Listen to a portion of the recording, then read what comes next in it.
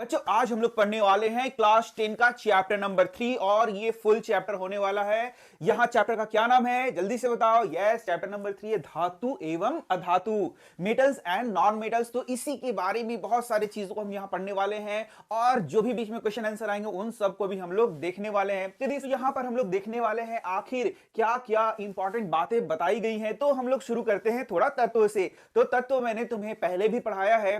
तो बच्चों हम लोगों के पास जो अभिज्ञात तत्व है वह 118 तत्व हैं। उन्हीं में से तत्वों को हम लोग तीन प्रकार से डिवाइड कर सकते हैं। कुछ को बोलते हैं धातु, कुछ को बोलते हैं अधातु और कुछ को क्या बोलते हैं उपधातु। तो अब यहां पर इस चैप्टर में हम लोग सीखेंगे आखिर धातु को धातु क्यों कहते हैं, अधातु को अधातु क्यों कहते हैं, क्योंकि उसके खास कुछ गुण होते हैं। तो उन्हीं गुणों के आधार पर उनको धातु, अधातु, उपधातु में हम लोग क्या करते हैं, बांटते हैं। तो चैप्टर नंबर 5 में मैं तुम्हें पढ़ाऊंगा या फिर मैंने एक वीडियो भी बनाया, वहां पर तुम देख सकते हो कैसे धातु जो पीरियोडिक टेबल है हमारा, धातु किस ओर है, अधातु किस ओर है, उपधातु किस ओर है, वहां भी तुम देख सकते हो। तो चलो हम लोग चैप्टर में देखते हैं क्या क्या पढ़ना है। तो सबसे पहले हम लोगों को देखना है धातुओं के गुण को। और ये धातुओं का जो गुण है वह कैसा गुण है, वह है तुम्हारा धातुओं का यह जो गुण है बच्चों, यह है भौतिक गुण। सबसे पहले भौतिक गुण हम लोग देखेंगे कि धातुओं का भौतिक गुण में क्या क्या हम लोगों को पढ़ना है, जिसको बोलते हैं फिजिकल प्रॉपर्टीज ऑफ मेटल्स। तो यहां पर जो सबसे पहला क्वेश्चन आता है जो कि बहुत इंपॉर्टेंट क्वेश्चन है, वह क्वेश्चन होता है धातु एवं अधातु के बीच में अंतर को करें। तो धातु और अधातु के बीच में अंतर को करने के लिए ये सारे जो प्रॉपर्टीज हैं इसको क्या कर लेना है, थोड़ा सा याद कर लेना है और इसके अपोजिट में दूसरे साइड में क्या लिख देना है, अधातु के गुण को लिख देना है, बस काम चल जाएगा। तो देखो यहाँ धातु ठोस और चमकीले होते हैं, उष्मा और विद्युत के सुचालक होते हैं, ये अघातवर्ध होते हैं, तन्य होते हैं और ध्वनिक होते हैं। ये 4-5 चीज यहाँ पर तुम लिख सकते हो। इसके अलावा बच्चों जो हेल्प बुक है वहां पर लिखा रहता है कि जो धातु होते हैं वे इलेक्ट्रॉन का त्याग करने की प्रवृत्ति को रखते हैं, जैसे वो इलेक्ट्रॉन को छोड़ना चाहते हैं। जबकि इसके विपरीत यदि अधातु के गुण को देखें तो वो इन चीजों को नहीं प्रदर्शित करते हैं और साथ ही साथ वो इलेक्ट्रॉन ग्रहण करने की प्रवृत्ति को रखते हैं। अब ध्यान से सुनो, अब इन बातों को एक एक चीजों को हम लोग थोड़ा डिटेल में पढ़ेंगे। यहां पर सिर्फ यही बात नहीं है, पूरा इनको हम लोग क्या करेंगे, डिटेल में पढ़ते चले जाएंगे। तो सबसे पहला जो चीज है कि वो धातुएं क्या होते हैं, अघातवर्ध होते हैं। अब यहां से क्वेश्चन तुमको ध्यान से देखते जाना है कि ये जो क्वेश्चंस होंगे वे क्वेश्चंस 2 मार्क्स में भी पूछे जाते हैं, साथ साथ ऑब्जेक्टिव में भी पूछे जाते हैं। सबसे पहला तो मैं बता दूं कि धातु क्या होते हैं, कठोर होते हैं। वो तो मैंने बता दिया कि धातु यूजुअली क्या होते हैं, कठोर होते हैं, ठोस अवस्था में पाए जाते हैं। तो क्या इनमें कुछ अपवाद भी है? जी हाँ, अपवाद है मरकरी का, जो कि क्या होता है, द्रव अवस्था में पाया जाता है, जो कि आगे की ओर हम लोग थोड़ा देर में पढ़ने वाले हैं। अभी थोड़ा सब्र करो, धीरे धीरे सभी चीजों को पढ़ेंगे। तो यहां पर सबसे पहला पॉइंट आ जाता है अघातवर्ध्यता, यानी कि मैलियाबिलिटी। तो आघातवर्ध्यता क्या है, तो धातुओं पर जब आघात किया जाता है तो उनको पतले चादर के रूप में परिवर्तित किया जा सकता है। जैसे कि कोयला, कोयला को तुम आघात करोगे तो पतला चादर बनेगा ना, नहीं बनेगा, नहीं बनेगा, क्योंकि कोयला जो है वह धातु नहीं है, वह क्या होता है, अधातु होता है। तो धातु मतलब क्या, जैसे सोना, चांदी, या फिर तुम अपने घर के अगल बगल जो देख सकते हो, जैसे कि चादर होता है तुम्हारा किस चीज का, लोहे का चादर, उससे बहुत सारे आइटम देख सकते हो बना हुआ। या फिर एल्युमिनियम शीट तुम लोग देखते हो, एल्युमिनियम का फॉइल देखते हो। तो यहां पर देख सकते हो कुछ उदाहरण है, ये देखो यही है एल्युमिनियम फॉइल, जिसमें खाना को हम लोग क्या करते हैं, रखते हैं गर्म रखने के लिए। फिर देख सकते हो तो एल्युमिनियम का शीट है, इस तरीके से लोहे का शीट का तुम्हारे घर में दरवाजा वगैरह बना होगा।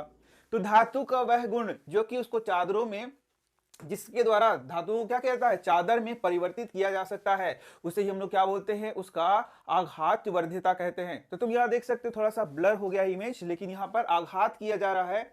तो धातु को पीट पीट के क्या किया जा सकता है, इसको पतला चादर के रूप में बनाया जा सकता है। ठीक है ना, चलो अब आगे बढ़ते हैं। दूसरा गुण क्या है धातु का, तो धातु का जो दूसरा गुण है वह है तन्यता। जबकि हम लोग लाइन में आ गए तो तीसरा गुण है, लेकिन कोई बात नहीं, तन्यता। तो जो धातु होते हैं ना उसको तान तान के, खींच खींच के पतले तार में बदला जा सकता है। ठीक है, उसी को कहते हैं तन्यता। और तन्यता को बोलते हैं डक्टिलिटी। क्या है, डक्टिलिटी। अब ध्यान से सुनो, जैसे कि यहां देख सकते हो कॉपर का ये वायर है। कॉपर का वायर कहां यूज होता है तुम्हारे घरों में, यस, बिजली के तारों में कॉपर का वायर यूज होता है, एल्युमिनियम का वायर यूज होता है। तो ये क्या होते हैं, डक्टाइल होते हैं, डक्टिलिटी इनमें पाई जाती है। धातु को पतले तार के रूप में, या बोलेंगे कि तार के रूप में खींचने की क्षमता को तन्यता कहते हैं। यानी धातुओं को खींच के पतले तार में परिवर्तित करने के गुण को हम लोग क्या बोलते हैं, तन्यता कहते हैं। ठीक है, इसके बाद देख सकते हो नया क्या है, सोनोरस। तो बच्चों जो धातु होते हैं उनमें क्या होता है, एक खास गुण होता है और उस गुण के कारण उनमें कुछ खास आवाज निकलता है धातुओं में, तो उनको पीटने पर कुछ खास आवाज निकलता है। तो तुम जरा बताओ, तुम्हारे स्कूल में जो घंटी लगा हुआ है वो टन टन टन टन बजता है, वो किस चीज का है, धातु का या धातु का? यस, वो किस चीज का है, धातु का। तो यहाँ पर उसका जो गुण है, क्या चीज का, उसमें आवाज होने का जो गुण है उसी को हम लोग क्या बोलते हैं, उसका ध्वनिक। ठीक है, अब चलो नया इसका गुण देखते हैं। तो जब धातुओं के गुण में देखोगे नया, तो धातु क्या होते हैं, उष्मा और विद्युत के सुचालक होते हैं। उष्मा और विद्युत के सुचालक का मतलब क्या होता है कि उनमें उष्मा क्या होती है, प्रवाहित हो सकती है। अच्छा, यहां पर एक चीज छूट गया थोड़ा सा मेरा, मैं पीछे बता देता हूं। तो यहां देख सकते हो तुम, यहां जो तुम्हारा जो ये डक्टिलिटी मैंने बताया, तो उसमें 1 ग्राम सोना से, सोच लो 1 ग्राम सोना से 2 किलोमीटर लंबी तार बनाई जा सकती है। ये बहुत इंपॉर्टेंट क्वेश्चन है, एमसीक्यू में भी पूछता है कि 1 ग्राम सोना से बहुत लंबा तार बनाया जा सकता है, कितना? तो इसका उत्तर है 2 किलोमीटर लंबा तार। तो अब देखो, सबसे पहले देखते हैं उष्मा का सुचालक। तो उष्मा का सुचालक तुम यहां पर अच्छे से देख सकते हो, यहां पर देखना तुम, ये एनिमेशन तुमको दिखाया गया है, इसमें से क्लियर देख सकते हो। यहां देखना, यहां से क्या हो रहा है, उष्मा निकल रहा है। इसको और इसको नहीं देखना है, इसको देखना है। ये लोहे का रॉड है, इस लोहे के रॉड को इस व्यक्ति ने पकड़ रखा है। तो क्या होता है, उष्मा यहां से चल रहा है और इस ओर देखो, यहां कंडक्शन के द्वारा ये जो उष्मा है वह एक छोर से दूसरी छोर तक जा रहा है। तो ये क्या लकड़ी में होगा? नहीं होगा। या फिर ऐसे पदार्थ जो कि धातु के नहीं बने हैं उनमें क्या ऐसा होगा? बिल्कुल नहीं होगा, क्योंकि जो धातु है वह ही उष्मा का सुचालक होता है। इसलिए यह जो प्रक्रिया दिख रही है वह किसमें दिखेगा? सिर्फ और सिर्फ धातु में दिखेगा। बहुत अच्छा, ठीक है। तो यहां से तुमने समझ लिया कि जो धातु होते हैं वे विद्युत के क्या होते हैं, अरे सॉरी, किसी के सुचालक होते हैं? यस, उष्मा के। अब देखो, जो धातु हैं वे विद्युत के भी सुचालक होते हैं। यहां तुम एनिमेशन देख सकते हो कि जो धातु है उसमें देख सकते हो यहाँ पर इलेक्ट्रॉन है, फ्री इलेक्ट्रॉन है। तो उसमें फ्री इलेक्ट्रॉन होते हैं, वह इधर से इधर मूव कर सकते हैं। ठीक है, उनमें धातुओं में आवेशों का प्रवाह हो सकता है, इसलिए वे विद्युत के सुचालक होते हैं। तो दोनों चीज हो गया ना, वे उष्मा के भी सुचालक होते हैं, विद्युत के भी सुचालक होते हैं। अब देखो यहां पर, अब कुछ उदाहरण देख सकते हो, जैसे तुम्हारे बुक में लिखा हुआ है पीवीसी का नाम, इसको बोलते हैं पॉलीविनाइल क्लोराइड, पीवीसी। तो पीवीसी का जैसे पाइप वगैरह होता है या बहुत सारे आइटम है, तो पीवीसी क्या होता है? विद्युत का कुचालक होता है। पीवीसी क्या है? विद्युत का कुचालक है। ठीक इसी तरीके से तुम्हारा जो रबर है वह भी क्या होता है? विद्युत का या फिर उष्मा का ये क्या है? कुचालक है। इसको याद रखना। तो ये सारा चीज तुमको ऑब्जेक्टिव में पूछा जा सकता है, जैसे पीवीसी का तुमको नाम पूछा जा सकता है। ये तुमने समझ लिया। अब चलो, अब हम लोग देखते हैं नॉन मेटल्स को, यानी कि अधातु को। तो भाई धातु का कुछ नाम तो याद होना चाहिए ना। तो धातु का कुछ नाम, जैसे सोना हो गया, चांदी हो गया, फिर तुम्हारा क्या हो गया? कॉपर हो गया। इसके अलावा तुम्हारा लोहा हो गया, एल्युमिनियम हो गया, सोडियम हो गया, पोटेशियम हो गया, लिथियम हो गया, कैल्शियम हो गया, सीजियम हो गया, फ्रांसियम हो गया। तो जो भी ये सारा चीज है वह क्या है? धातु है। तो कुछ नाम तो तुमको याद रखना पड़ेगा, लेकिन कुछ ऐसे नाम है जैसे हाइड्रोजन, वह क्या है? वह अधातु है। हाइड्रोजन क्या है बच्चों? अधातु है। इसी तरीके से तुम्हारा कार्बन, फिर तुम्हारा क्लोरीन, फ्लोरीन, ब्रोमीन, आयोडीन, फिर तुम्हारा सिलिकॉन, ये सब क्या है? अधातु है। इसी के साथ जो अक्रिय गैस हैं ये भी क्या है? अधातु हैं। तो इनका कुछ कुछ नाम तुमको क्या कर लेना है? याद कर लेना है। अच्छा, किसको याद करना है? जो तुम्हारे बुक में कुछ कुछ वर्णन किया गया है उसको याद करना है, सबको याद करने का जरूरी नहीं है। तो अब यदि हम लोग अधातु आ गए, तो अधातु क्या होगा? अधातु में धातु की तरह अघात वर्धनीयता का गुण नहीं होगा, तन्यता नहीं होगा, उष्मा और विद्युत के वो कुचालक होंगे। ये सब बात याद रखना है। अब देखो, हाँ, ऑक्सीजन, फिर ऑक्सीजन, नाइट्रोजन, ये सारा चीज हम लोग क्या कहते हैं? इन्हें भी हम लोग क्या कहते हैं? इन्हें भी हम लोग अधातु कहते हैं। ये भी याद रखना। तो कार्बन हो गया, सल्फर हो गया, ऑक्सीजन, हाइड्रोजन, आयोडीन, ये सब किस चीज के उदाहरण हैं? ये सब उदाहरण हैं तुम्हारा अधातु के, यानी नॉन मेटल के। तो यहां पर हम लोगों को ध्यान देना रहता है कि जो जो उदाहरण है उसको याद कर लिया जाए ताकि कोई प्रॉब्लम ना हो। अब ये वाला चीज ध्यान से सुनो, क्योंकि धातु और अधातु में जो अंतर लिखना है वो तुमको लिखना है, तो वहां पर ये सारा चीज तुमको क्या करना होगा, याद कर लेना होगा। तो अधातु भी यूजुअली क्या होते हैं, ठोस होते हैं, ये ध्यान देना। जो अधातु होते हैं वह भी क्या होते हैं, ठोस होते हैं, ठीक है, या फिर गैसियस अवस्था में होते हैं। किस रूप में होते हैं, गैसियस अवस्था में होते हैं, द्रव अवस्था में नहीं होते हैं। तो क्या कोई अपवाद है, यस, ब्रोमीन उसका अपवाद है जो कि किस अवस्था में होता है, द्रव। तो भी आई क्वेश्चन हो जाएगा ब्रोमीन से, ठीक है। इसके बाद देखो, वे चमकीले नहीं होते हैं, मतलब उसका उल्टा कर देना है। ऊष्मा और विद्युत के सुचालक नहीं होते, तन्य नहीं होते, आघातवर्ध नहीं होते, ध्वनिक नहीं होते, यानी कि टनटनाटन नहीं होता है उनमें। चलो अब आगे देखते हैं। आगे क्या तुम कुछ यहां पहचान सकते हो, देखना यहां पर कुछ ये तत्व है। क्या इस तत्व को तुमने देखा है, कीड़ा नहीं है जी, तत्व है। तो ये तत्व क्या है, यह है तुम्हारा मरकरी, या क्या है, मरकरी, जिसको Hg इसका क्या है तुम्हारा, यह संकेत है, मरकरी है ये, ठीक है। तो ये किस चीज में पाया जाता है, थर्मोमीटर होता है ना, थर्मोमीटर, जिसमें हम लोग ऐसे करके टेम्परेचर मेजर करते हैं या मुंह में लगा के टेम्परेचर मेजर करते हैं, उसमें क्या होता है, मरकरी होता है। तो यही है तुम्हारा मरकरी, ठीक है। तो इसके बारे में कुछ पढ़ना है, इसलिए इसका चित्र यहां पर लगा हुआ है। तो चलो हम लोग देखते हैं यहां पर क्या पढ़ना है। तो जो मैंने बताया, ब्रोमीन जो है वह क्या होता है, ब्रोमीन बेसिकली द्रव होता है, बाकी ठोस होते हैं या फिर गैस के रूप में होते हैं, ये मैंने तुम्हें पढ़ाया। अब देखो, धातु और अधातुओं का कुछ अन्य गुण धर्म में क्या कहते हैं हम लोग, जैसे कि अपवाद को कुछ देख लेते हैं। तो पारा ही इसका नाम है, जिसको हम लोग बोल रहे हैं मरकरी। तो पारा एकमात्र ऐसा धातु है जो कि कमरे के तापमान पर क्या है, देख के बताओ यहां पर फिर से, कैसा लग रहा है तुम्हें, ठोस लग रहा है कि द्रव लग रहा है, बिल्कुल ये द्रव है। देखो ये पारा क्या है बच्चों, द्रव है, इसको याद कर लो, भी क्वेश्चन है। एक अधातु के रूप में आयोडीन क्या होता है, चमकदार है। तो आयोडीन के बारे में बताया गया है, ब्रोमीन के बारे में बताया गया है, और किसके बारे में बताया गया, पारा, Hg के बारे में। तो ये Hg क्या है तुम्हारा, Hg है तुम्हारा धातु, लेकिन ये दोनों है अधातु। तो इनसे रिलेट करके क्वेश्चन को बनाया गया है, याद कर लो, भी क्वेश्चन है, ठीक है। अब चलो हम लोग आगे बढ़ते हैं। तो आगे देखेंगे कि क्या क्वेश्चन पूछ रहा है। देखो ध्यान से, क्वेश्चन क्या पूछ रहा है, मतलब क्या बता रहा है। तो एक धातु के रूप में कार्बन विभिन्न रूपों में मौजूद हो सकता है, और इसके रूपों को हम लोग क्या बोलते हैं, अपर रूप कहते हैं, एलोट्रोप कहा जाता है। तो जो बच्चों कार्बन होता है वो विभिन्न रूपों में पाया जाता है। तो कार्बन किन किन रूपों में पाया जाता है, सबसे पहला वह ग्रेफाइट के रूप में पाया जाता है, दूसरा हीरा के रूप में पाया जाता है, और तीसरा फुलरीन के रूप में पाया जाता है। इन तीनों के बारे में चैप्टर नंबर 4 में पढ़ना, इसलिए मैं यहाँ डिटेल नहीं बता रहा हूं, ध्यान से सुनना। पहला हीरा के रूप में, दूसरा ग्रेफाइट के रूप में, तीसरा फुलरीन के रूप में, जो हम लोग को पढ़ना है। और भी अलग अलग रूपों में कार्बन पाया जाता है, उसको हम लोग यहां नहीं पढ़ रहे हैं। तो यहां पर जो कार्बन है, या फिर बोलेंगे कोई एक तत्व जो विभिन्न रूपों में पाया जाता है, उसे क्या कहते हैं, इसका उत्तर क्या है बच्चों, अपर रूप कहते हैं। क्या कहते हैं, अपर रूप कहते हैं। यहां से क्वेश्चन पूछेगा।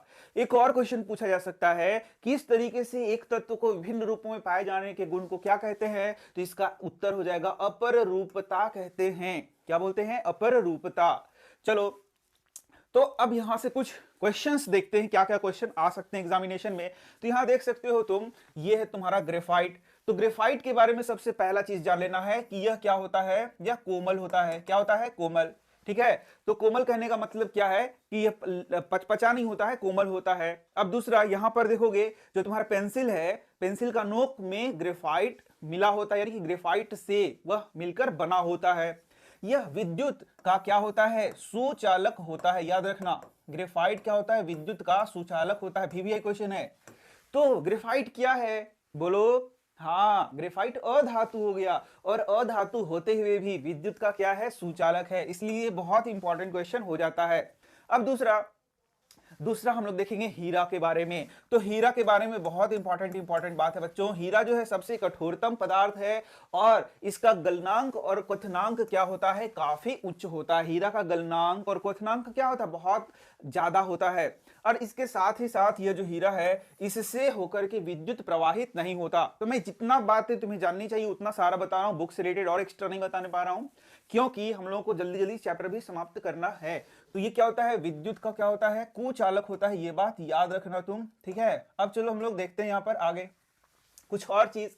तो यहां पर से भी एक VVI क्वेश्चन तुम्हारा इंतजार कर रहा है। और इस क्वेश्चन को क्या बोलते हैं, गैलियम एवं सीजियम। तो जो गैलियम एवं सीजियम धातु है वह क्या है, ठोस है ना, ठोस तो है ना, कोई दिक्कत नहीं ना है। यस बिल्कुल ये ठोस होता है, लेकिन इसका गलनांक क्या होता है, बहुत कम होता है। यूजुअली जो धातुएं होती हैं उनका गलनांक और क्वथनांक क्या होता है, काफी उच्च होता है। लेकिन यह जो गैलियम है, देखो इसको हथेली पे रखेंगे ना तो ये पिघल जाएगा। देखो हथेली पे रखा और ये पिघल गया, ध्यान से देखो तुम लोग, इसको मात्र हथेली पर रखने पर गैलियम क्या हो जा रहा है, पिघल जा रहा है। सीजियम इस तरीके से क्या हो जाएगा, पिघल जाएगा, यानी कि इतना ही टेम्परेचर पर यह पिघल जा रहा है। तो बताओ इसका गलनांक और क्वथनांक क्या हो गया, कम। तो ये अपवाद हुआ कि नहीं हो गया, हो गया। और इससे इंपॉर्टेंट क्वेश्चन पूछेगा कि नहीं पूछेगा, बिल्कुल पूछेगा। देख लो यहां पर इसका गलनांक क्या है, बहुत कम है। देखो ये धीरे धीरे यहां पर क्या हो रहा है, पिघल गया। देखा तुमने कैसे पिघल रहा है, ये चाबी का शेप था लेकिन जल्दी से ये क्या हुआ, पिघल गया। ठीक है, चलो यहां आगे हम लोग बढ़ते हैं। तो कुछ और यहां पर इंपॉर्टेंट क्या है, अपवाद है। तो यहां देखो हम लोगों ने क्या पढ़ा कि यूजुअली जो धातु होते हैं वो कठोर होते हैं, लेकिन यहां 3 धातुओं का नाम तुम्हें पढ़ाया है जिन्हें हम लोग क्या बोलते हैं, क्षार धातुएं बोलते हैं। तो यहां से सबसे पहला क्वेश्चन जो तुमको याद कर लेना चाहिए वह है क्षार धातुओं के नाम लिखें। तो क्षार धातुओं में सभी धातुओं के नाम नहीं लिखने हैं, बस 3 याद करने हैं जो तुम्हें दिया हुआ है, लिथियम, सोडियम और पोटेशियम। तो जो लिथियम होता है, सोडियम होता है, पोटेशियम होता है, सबसे पहला ये तो ठोस है, ठोस तो है, लेकिन ये बहुत कोमल हैं जिनको चाकू से काटा जा सकता है। देखो तुमने सुना होगा ना कि इनको चाकू से काटा जा सकता है, तो मैं यहां दिखा दे रहा हूं। ये देखो ये चाकू है, चाकू से इनको क्या किया जा सकता है, काटा जा सकता है। तुम ध्यान से यहां देखो, देखो चाकू से क्या किया जा सकता है, काटा जा सकता है। अच्छा ये बहुत ज्यादा रिएक्टिव होते हैं। देखो इन जैसे ही काटा जाएगा, थोड़ा देर छोड़ दिया जाए तो इस पर क्या हो जाएगा, ऑक्साइड का लेयर भी चढ़ जाएगा। तो इनको क्या किया जाता है, इनको बहुत अच्छे से सुरक्षित रखा जाता है। तो केरोसिन में डाल करके इनको रखा जाता है। यह भी एक यहाँ पर तुमको बात ध्यान देने योग्य है। अब चलो हम लोग देखते हैं। देखिए दोस्तों, जो हमारा टॉपिक है धातुओं का रासायनिक गुणधर्म, यह टॉपिक इस वर्ष के लिए 30% जो आपका बुक कम किया गया है उसमें से इस टॉपिक को हटा दिया गया है, यानी इस टॉपिक से आपका प्रश्न नहीं आएंगे। तो इसलिए इस टॉपिक को आपको ये सर नहीं पढ़ाएंगे, अब पढ़ा रहे हैं आपको अगला टॉपिक। देखिए, जब यह कोर्स में है ही नहीं, इससे बोर्ड एग्जाम में प्रश्न आएगा ही नहीं, तो इससे पढ़ने से कोई भी नहीं है। कुछ धातुएं ऑक्सीजन से अभिक्रिया नहीं करती हैं, ये तो तुमने समझ ही लिया। अब देखोगे गर्म करने पर आयरन का दहन तो नहीं होता है, लेकिन जब बर्नर की ज्वाला में लौह चूर्ण डालते हैं तब वह तेजी से जलने लगता है। कॉपर का दहन तो नहीं होता है, लेकिन गर्म धातु पर कॉपर 2 ऑक्साइड की काली रंग की परत चढ़ जाती है। सिल्वर एवं गोल्ड अत्यंत अधिक ताप पर भी ऑक्सीजन के साथ अभिक्रिया नहीं करते हैं। तो ये सारी चीजों को तुम थोड़ा थोड़ा दिमाग में रखते जाओ, क्योंकि इस एग्जाम में क्वेश्चन पूछ सकता है। जैसे सिल्वर हो गया तुम्हारा, गोल्ड हो गया, ये किसी भी हालत में तुम्हारा ऑक्सीजन से अभिक्रिया नहीं कर रहा है। जबकि क्या देखा तुमने, जो लोहा है, लौह चूर्ण है, उसको जलता नहीं है, लेकिन उसका बुरादा को डालेंगे तब वो थोड़ा सा तेजी से जलना शुरू करेगा। इसके बाद कॉपर का हम लोगों ने देख ही लिया कि कॉपर का, जब हम लोग कॉपर को क्या करते हैं, गर्म करते हैं, तो कॉपर 2 ऑक्साइड का निर्माण होता है। इन सारे चीजों को तुमने, तो नेक्स्ट टॉपिक देख सकते हो, यह क्या है, एनोडीकरण। एनोडीकरण मतलब एनोडाइजिंग। तो एनोडाइजिंग क्या है, तो जो एल्युमिनियम है उस पर ऑक्साइड की एक लेयर को यदि चढ़ा दिया जाए तो उसे ही क्या कहेंगे, एनोडीकरण कहेंगे। तो तुम देख सकते हो एनोडीकरण यानी एनोडाइजिंग क्या एक प्रोसेस हो गया, एल्युमिनियम पर मोटी ऑक्साइड की परत यह बनाने की क्या है, प्रक्रिया है। तो जो एल्युमिनियम है उस पर मोटा ऑक्साइड का लेयर क्या करना है, चढ़ाना है। तो बात सिंपल सा है यार, ऑक्साइड का जब लेयर चढ़ाना है तो कैसे चढ़ाएंगे, यह प्रश्न उठता है। तो यहां देख सकते हो इसका आंसर यहां पर दिया हुआ है। यहां पर वायु के संपर्क में आने पर एल्युमिनियम पर ऑक्साइड की पतली परत का निर्माण होता है। तो ये तो प्राकृतिक रूप से हुआ। वायु के संपर्क में यदि एल्युमिनियम आएगा तो इस पे ऑक्साइड का लेयर चढ़ेगा। लेकिन यदि हम लोगों को करना है तो ये कैसे एल्युमिनियम का परत को चढ़ाया जाएगा, इसको हम लोग यहां पर देखते हैं। तो यहां पर आगे देखते हैं, पहले 1-2 लाइन और पढ़ लिया जाए। तो एल्युमिनियम ऑक्साइड की परत इसे संक्षारण से बचाती है। इस परत को मोटा करके इसे संक्षारण से अधिक सुरक्षित किया जा सकता है। तो भाई सिंपल सा बात है, हम लोगों ने यही तो पढ़ा कि जो एनोडीकरण है उसके द्वारा, या फिर बोले जो ऑक्साइड लेयर जो ऊपर चढ़ रहा है उसके द्वारा जो आगे संक्षारण होना है उससे क्या हो रहा है, हमारा बचाव हो जा रहा है। तो आखिर इसको कैसे करेंगे, यही बात हम लोगों को यहां देखना है। तो यहां देख सकते हो एल्युमिनियम का एनोडीकरण कैसे करते हैं, इसके बारे में यहां पर दिखाया गया है। यहां देख लो जरा सा, एनोडीकरण के लिए एल्युमिनियम की एक साफ वस्तु को एनोड बनाकर हम लोग यूज करते हैं। तो एनोडीकरण के लिए एनोड के रूप में जिस चीज का उपयोग करेंगे वह क्या हो गया, एल्यूमिनियम का। अब यहां पर तनु सल्फ्यूरिक अम्ल के साथ इसका विद्युत अपघटन किया जाता है। तो यहां से पहला क्वेश्चन तुम यहां ध्यान रखो कि जो एनोडीकरण होता है उसमें विद्युत अपघटन का प्रयोग किया जाएगा। किसका प्रयोग किया जाएगा, विद्युत अपघटन का। और उसमें विद्युत अपघट्य के रूप में किसका उपयोग किया जाता है, तो सल्फ्यूरिक अम्ल का उपयोग किया जाता है।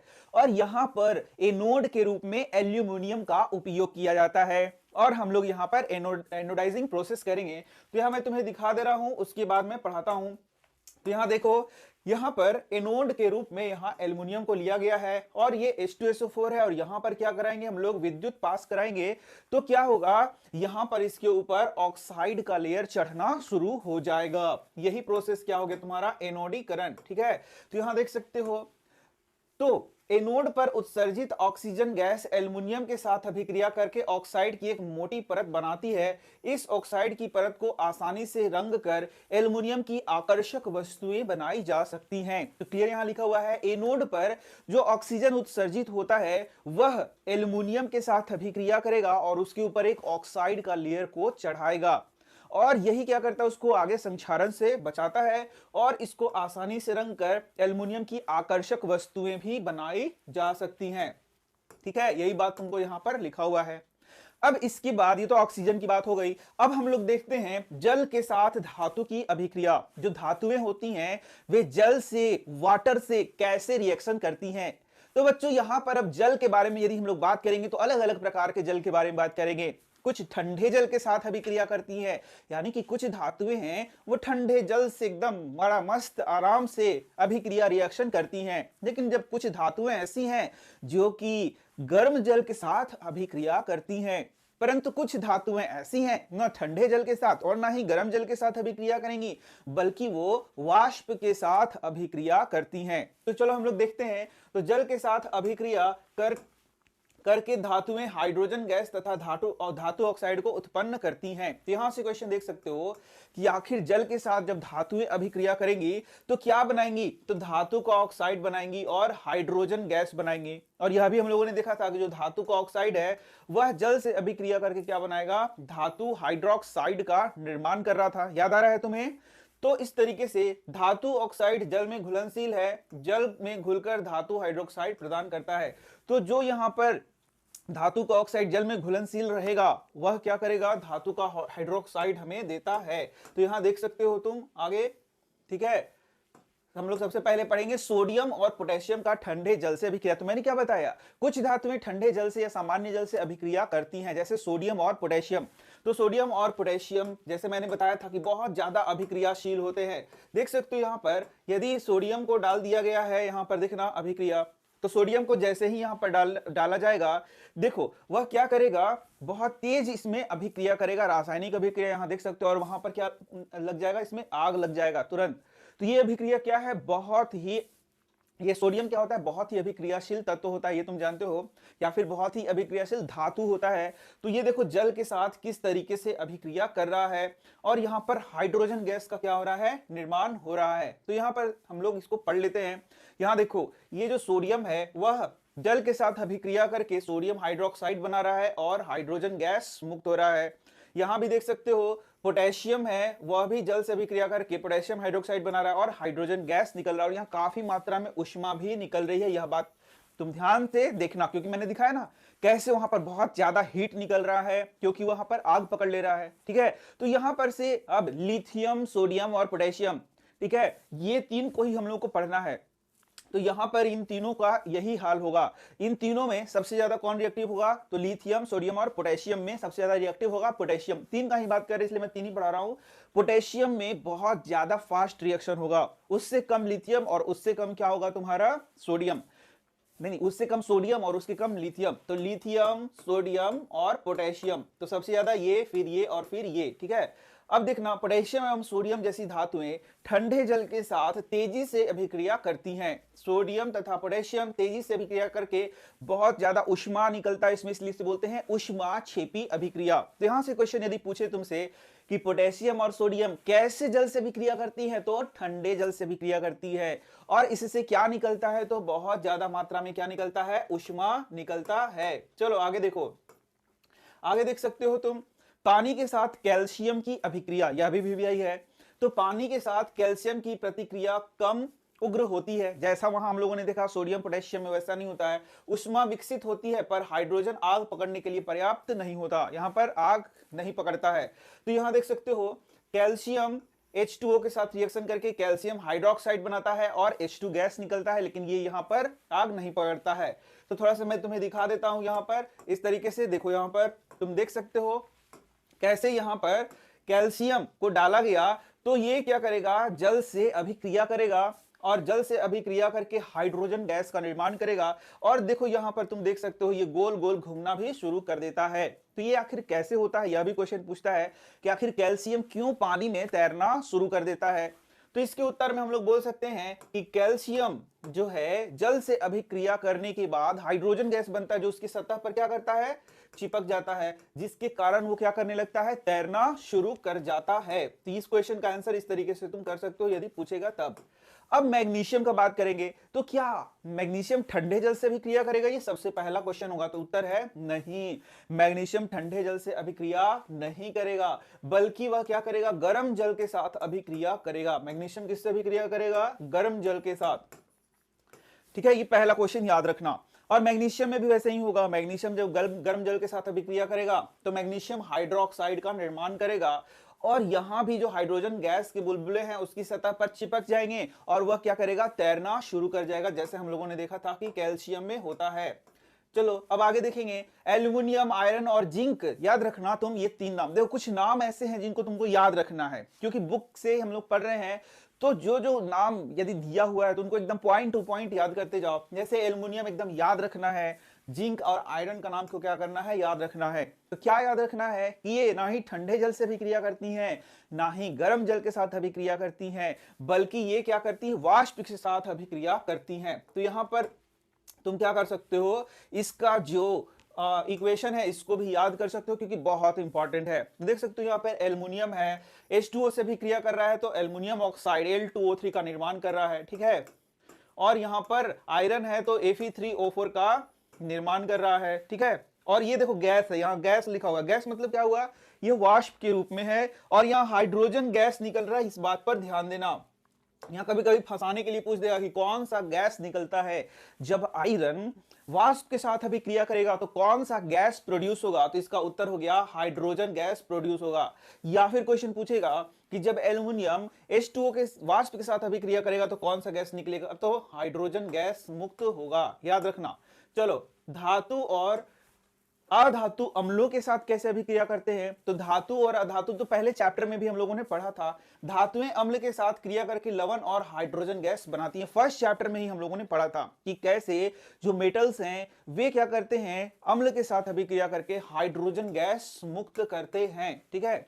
धातु और अधातु का अध्ययन करते समय आपको यह भी ध्यान रखना चाहिए कि सभी धातुएं अम्ल के साथ अभिक्रिया नहीं करती, कुछ जैसे तांबा, तनु HCl के साथ अभिक्रिया नहीं करती हैं, ये बात तुमको क्या करना चाहिए, ध्यान रखना चाहिए। अब यहाँ पर कुछ खास पॉइंट है जिसको तुम यहाँ समझ लो, बहुत इंपॉर्टेंट है। तो जब धातुएं नाइट्रिक अम्ल क्या होता है, HNO3, इसे ही हम लोग क्या बोलते हैं, नाइट्रिक अम्ल। तो मैंने क्या सीखा है, जब धातुएं अम्ल के साथ अभिक्रिया करती हैं तो क्या निकलता है, आंसर करो, हाइड्रोजन गैस निकलता है। नया क्वेश्चन, जब धातुएं नाइट्रिक अम्ल के साथ अभिक्रिया करती हैं, विशेष नाम है, तो क्या हाइड्रोजन निकलता है कि नहीं निकलता है, तो इसका उत्तर है तो हाइड्रोजन गैस नहीं निकलता है, यही इसका उत्तर है, ठीक है। तो जब धातुएं नाइट्रिक अम्ल के साथ अभिक्रिया करती हैं तब हाइड्रोजन गैस उत्सर्जित नहीं होता है। अब ऐसा पूछेगा कि क्यों नहीं होता है, यह भी तो क्वेश्चन पूछेगा। इसका सिंपल सा आंसर है, क्योंकि जो HNO3 है वो क्या करता है, वो हाइड्रोजन में ऑक्सीजन को जाके जोड़ देता है, इसलिए हाइड्रोजन ना मिलकर क्या मिलता है, H2O मिलता है। क्या मिलता है, H2O। सिंपल सा आंसर समझ में आया कि जो HNO3 है H2 जैसे निकलने लगेगा उसमें जाके O जोड़ देगा और उसको H2O बना देगा, तो उस जो वहां पर हाइड्रोजन नहीं निकल के हम लोगों को क्या मिलेगा, H2O मिलेगा। अब ध्यान से देखने वाला बात यह है कि ऐसा वो क्यों करता है, क्योंकि वह एक प्रबल ऑक्सीकारक है, यानी कि वह ऑक्सीकरण अभिक्रिया कराता है। यानी कि ऑक्सीकरण मतलब उपचयन, ऑक्सीकरण मतलब क्या, उपचयन। याद करो फर्स्ट चैप्टर में मैंने पढ़ाया था उपचयन अपचयन, तो ये उपचयन कराता है इसलिए इसको ऑक्सीकारक कहते हैं, या फिर उपचायक भी दूसरा नाम इसको कह सकते हैं। हिंदी में बहुत सारे नाम होते हैं, तुम्हें पता ही है, समझ में आ गया। तो इस तरीके से, और स्वयं किस में बदल जाता है, नाइट्रोजन के किसी ऑक्साइड जैसे N2O में NO तथा NO2 में परिवर्तित हो जाता है। अपचयित हो जाता है या परिवर्तित हो जाता है, जो भी लिखो। लेकिन मैग्नीशियम एवं मैग्नीज अति तनु HNO3 के साथ अभिक्रिया कर H2 गैस उत्सर्जित करते हैं। तो यहां से क्वेश्चन डायरेक्ट पूछ सकता है, ऑब्जेक्टिव मान लो पूछ रहा है कि क्या मैग्नीशियम Mg और Mn मैग्नीज तनु HNO3 के साथ अभिक्रिया करते हैं या नहीं करते हैं। इसका उत्तर है यस, वो अभिक्रिया करते हैं। ठीक है, अब चलो कुछ और भी क्वेश्चन यहां पर देख सकते हो तुम, बहुत इंपॉर्टेंट है एक्वारेजिया के बारे में, जिससे कि ऑब्जेक्टिव जरूर पूछा जाता है। तो बोलता है एक्वारेजिया यानी कि रॉयल जल का निर्माण कैसे होता है, तो सीधा सा इसका आंसर है कि सांद्र HCl, सांद्र क्या लेते हैं HCl, और सांद्र HNO3। अब ध्यान से देखना, वर्ड यहां पर यूज हुआ है सांद्र। तो कभी कभी ऑब्जेक्टिव जब पढ़ोगे तुम, संद्रा लिखा गया, तो कभी कभी ऑब्जेक्टिव पढ़ोगे तो वहां पर सांद्र वर्ड के साथ लिखा रहेगा और तनु भी रहेगा, तनु HCl तनु HNO3। तो ऑप्शन में लिखा रहेगा तनु HCl तनु HNO3, सांद्र HCl सांद्र HNO3। तब तुम कंफ्यूज हो गए कि अब यहां सांद्र होगा कि तनु होगा। तुमने तो ये याद कर लिया कि HCl होगा और HNO3 एकदम रट के गए 3:1 3:1 3:1, लेकिन ऑप्शन में आ गया कि सांद्र होगा कि तनु होगा। सांद्र वाला भी ऑप्शन आ गया, तनु वाला भी ऑप्शन आ गया। पगला गए, कह रही तो हम ध्यान नहीं दिए कि सांद्र लिखना था कि तनु लिखना था। अब पगला जाओगे तो फिर कैसे होगा, तो इसीलिए वहां याद रखो सांद्र लिखा हुआ है यहाँ, ये भी ऑप्शन में दे देता है कभी कभी कंफ्यूज करने के लिए। तो वही उसी को क्या बोलते हैं, एक्वारेजिया। तो यह क्या करता है, गोल्ड को गला सकते हैं, यानी कि सोना को भी इसमें क्या है, गलाने का क्षमता है, इसीलिए इसका नाम क्या है, एक्वारेजिया भी है। यह अकेले एक्वारेजिया भभकता द्रव होने के साथ प्रबल संक्षारक है। यह उन अभिकर्मकों में से एक है जो गोल्ड एवं प्लैटिनम को गलाने में समर्थ होता है। तो याद रखना ये बात कि गोल्ड एवं प्लैटिनम को क्या कर सकता है, ये गला सकता है, एकदम याद करना। अब धातु और अधातु विभिन्न लवणों और विलयनों के साथ कैसे अभिक्रिया करते हैं। धातु का बात कर रहा है, जैसे कि कैसे क्या, तो कॉपर हो गया तुम्हारा, फिर जिंक हो गया, फिर आयरन हो गया, इसका बात कर रहा है, ये हो गया धातु। धातु के लवणों के साथ कैसे, लवणों और विलयनों के साथ कैसे अभिक्रिया करते हैं। तो यहां देख सकते हो धातु और अधातु विभिन्न लवणों और विलयनों के साथ अभिक्रिया कर विभिन्न यौगिक बना सकते हैं। तो ये तुमने पहले चैप्टर में भी पढ़ा था। तो इसमें हम लोगों ने यह भी पढ़ा था कि जो अभिक्रियाशील धातुएं होती हैं या फिर जो अधिक अभिक्रियाशील धातुएं होती हैं, वह कम अभिक्रियाशील धातुओं को क्या करती हैं, विस्थापित भी कर देती हैं। ये हम लोगों ने कब पढ़ा था, फर्स्ट चैप्टर में। जैसे यहां देख सकते हो, यहां पर ये क्या है तुम्हारा, कॉपर सल्फेट का विलयन है CuSO4। तो कॉपर सल्फेट का विलयन किस रंग का होता है, तो यहां तुम देख सकते हो जो कॉपर सल्फेट का विलयन है बच्चों, वो कैसा होता है, नीला। देखो ये नीला नीला दिख रहा है ना, यही है कॉपर सल्फेट का विलयन। यहां देख लो, तो जो नीला नीला विलयन दिख रहा है ये है कॉपर सल्फेट का विलयन। यहां देख लो जरा सा, अब कॉपर सल्फेट क्या हो गया, CuSO4। अब इसमें आयरन हम लोग डाल देंगे, आयरन देखो, आयरन का नेल डाल दिया, तो यहां आयरन क्या करेगा, इस कॉपर को यहां से हटा देगा और बन जाएगा FeSO4 और प्लस हो जाएगा Cu। तो FeSO4 यानी कि यहां जो CuSO4 नीला नीला था वह अब हो जाएगा FeSO4 और इसका रंग क्या हो जाएगा, हरा हो जाएगा। यानी जो नीला रंग का था पहले सॉल्यूशन वो क्या था, कॉपर सल्फेट। अब उसमें आयरन को डाल दिया तो वह हो गया तुम्हारा आयरन सल्फेट, इसलिए इसका रंग क्या हो जाएगा, हरा हो जाएगा। ऐसा क्वेश्चन कभी आएगा तो ऐसा क्वेश्चन भी कर सकते हो। तो कॉपर कहां गया, देखो कॉपर इसके ऊपर जम गया और इसीलिए वो क्या हो गया, भूरा हो गया। तो यहां पर देख लो तुम जरा सा इसको, यहां देखना, यहां देखो ये पहले नीला नीला था ना, ये देखो ये सब नीला नीला था, लेकिन जब इसमें हम लोग डाल दिए हैं किसको डालें, लोहा को डालें, तो देखो ये क्या होने लगा, इसका कलर धीरे धीरे हरा होना शुरू हो गया है। देखो यहां पर तुम देख सकते हो कैसे इसका कलर जो है चेंज हुआ है, देखना यहां पर, यहां देखना ये नीला था और नीला से अभी देखो हरा हो गया, नीला है, अभी देखना ये हरा हो गया है, हरा हो गया है। तो अभी हम लोगों ने जो देखा उसमें क्या देखा कि कुछ धातुएं क्या है, अधिक अभिक्रियाशील है और कुछ क्या है, कम अभिक्रियाशील है। तो उसको हम लोग एक सीरीज में यदि सजाएंगे तो उसे क्या बोलेंगे हम लोग, सक्रियता श्रेणी। तो यहां पर देख सकते हो, यहां से क्वेश्चन आता है तुम्हारा, सक्रियता श्रेणी किसे कहते हैं। तो वह सूची जिसमें धातुओं को क्रियाशीलता के अवरोही क्रम में व्यवस्थित किया जाता है। तो ऊपर से देख सकते हो क्रियाशीलता ज्यादा है और नीचे बढ़ेंगे तो क्रियाशीलता क्या है, कम है। तो जैसे देख सकते हो sodium, potassium, calcium, magnesium, aluminium, zinc, ये क्या हो गया, ये ऊपर से क्रियाशील धातुएं हो गई और नीचे से Au और क्या है, Ag है। तो Au मतलब क्या हो गया, गोल्ड हो गया, और Ag मतलब क्या हो गया, सिल्वर हो गया, यानी चांदी हो गया।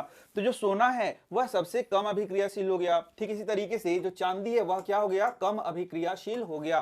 तो यहां पर तुम देख सकते हो जैसे sodium, potassium, calcium, magnesium, aluminium, ये क्या है, ये ज्यादा अभिक्रियाशील धातुएं हैं।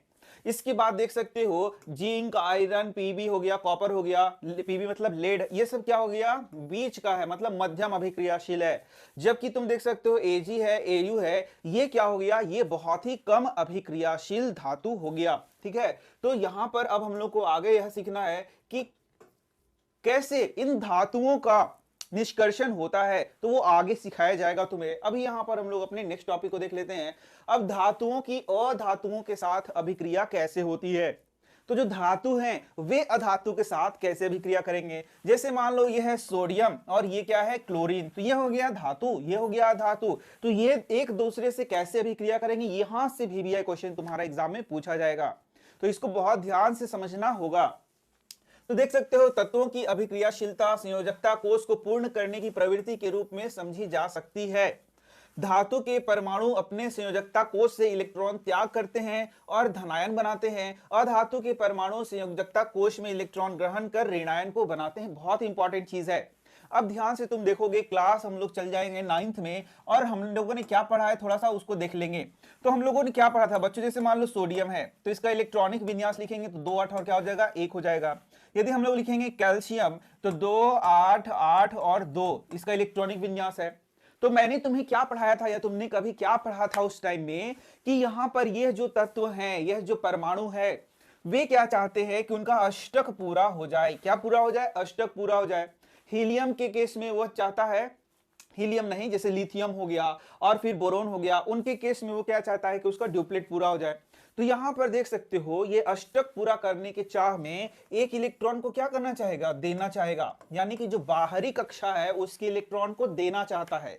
ठीक है, ठीक इसी तरीके से जैसे कि ये एक इलेक्ट्रॉन दे देगा तो इसकी बाहरी कक्षा में कितना इलेक्ट्रॉन हो जाएगा, 8 इलेक्ट्रॉन। इसकी बाहरी कक्षा में कितना इलेक्ट्रॉन हो जाएगा, 8 इलेक्ट्रॉन। तो ठीक इसी तरीके से यहां पर यदि हम लोग बात करें तुम्हारा क्लोरीन की, तो क्लोरीन क्या होता है, 17, तो इसका इलेक्ट्रॉनिक विन्यास 2 8 और 7 होता है। तो ये क्या करना चाहेगा, ये एक इलेक्ट्रॉन को लेना चाहेगा। ये क्या करेगा, एक इलेक्ट्रॉन को लेना चाहेगा, जिससे कि इसके लास्ट में क्या हो जाए, 8 इलेक्ट्रॉन हो जाए। तो यहां से तुम प्रश्न कर सकते हो कि ये 7 इलेक्ट्रॉन देना क्यों नहीं चाहेगा। यदि ये 7 इलेक्ट्रॉन दे तब भी इसका लास्ट में अंतिम कक्षा में 8 इलेक्ट्रॉन हो जाता है। तो ये 7 इलेक्ट्रॉन क्यों नहीं देना चाहेगा, तो इसका सिंपल सा आंसर यही है, यदि ये 7 इलेक्ट्रॉन देगा तो बहुत ज्यादा ऊर्जा क्या होगा, खर्च होगा। इसीलिए ये क्या करेगा कि ये एक इलेक्ट्रॉन लेना चाहेगा। 7 इलेक्ट्रॉन देने के बदले क्या करेगा, एक इलेक्ट्रॉन लेना चाहेगा। तो अब बस सिंपल सा बात हो गया कि ये यहां देना चाहेगा, तो जब देगा इलेक्ट्रॉन तो ये बन जाएगा पॉजिटिव आयन, Na+ बन जाएगा, यानी एक इलेक्ट्रॉन इसने दे दिया। और क्लोरीन एक इलेक्ट्रॉन लेना चाहेगा तो बन जाएगा माइनस, यानी कि Cl- आयन का निर्माण करेगा। अब देखिए ये अभी टॉपिक आपका हटा दिया गया है, ये आयनिक यौगिक का निर्माण यानी आयनिक यौगिक कैसे बनते हैं और इनका गुणधर्म, यह टॉपिक आपके बुक में से हटा दिया गया है। तो इसको पढ़ने से कोई फायदा नहीं है, क्योंकि इससे बोर्ड एग्जाम में प्रश्न नहीं आएंगे। तो देखिए हमारे सर आपको अगला टॉपिक बता रहे हैं। अब हम लोग को पढ़ना है अपना मेन टॉपिक, और वह है धातुओं की प्राप्ति। धातुओं की प्राप्ति का मतलब क्या हुआ कि धातु हम लोग जो लोहा देखते हैं, चांदी देखते हैं, सोना देखते हैं, या फिर एल्युमिनियम देखते हैं, कॉपर देखते हैं, ये सब धातु हम लोग मार्केट से खरीद के लाते हैं ना।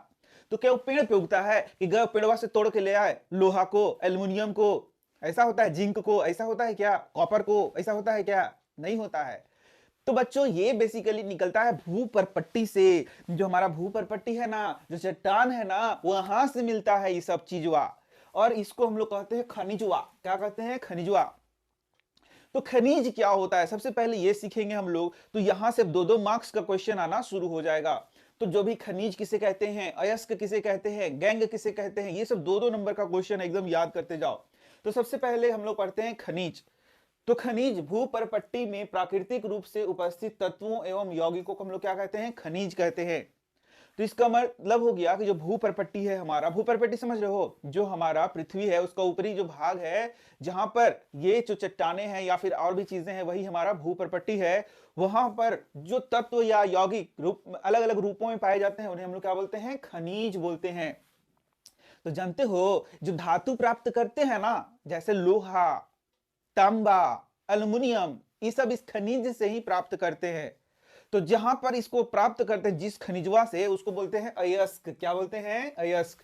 तो अयस्क क्या होते हैं? वे खनिज, वैसन खनिज, वैसन खनिज, वो खनिज, वह खनिज, जो खनिज से हम कोई खास धातु को निकालते हैं, उसे हम लोग क्या बोलते हैं? अयस्क बोलते हैं। तो कैसे कैसे निकालते हैं? लाभकारी रूप से निकालते हैं। लाभकारी मतलब क्या हुआ कि लगाएंगे 100 रुपया मिलेगा 200 रुपया, उसको क्या बोलेंगे? लाभकारी रूप से। जैसे मान लो चट्टान है, उसमें हम 1 लाख रुपए लगा के और 1 किलो क्या निकाल लिए?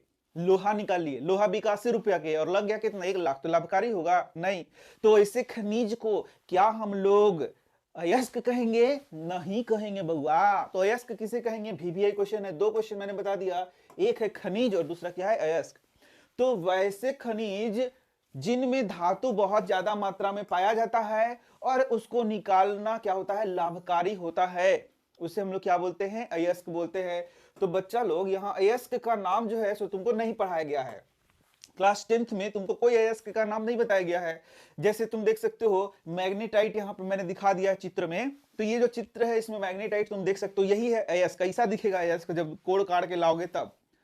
तो खनन करके जब लाओगे तो ये ऐसा दिखेगा मैग्नेटाइट अयस्क। और ये किस चीज का अयस्क है? तो लोहे का अयस्क है। हालांकि मैंने बता दिया ये तो तुमको पढ़ना ही नहीं है। जिंकाइट देखो जिंक का है, क्रोमाइट देखो क्रोमियम का है, ठीक है। तो तुम्हारा ये सारा जो दिख रहा है ये सब नाम है किस चीज का? अयस्क का नाम है।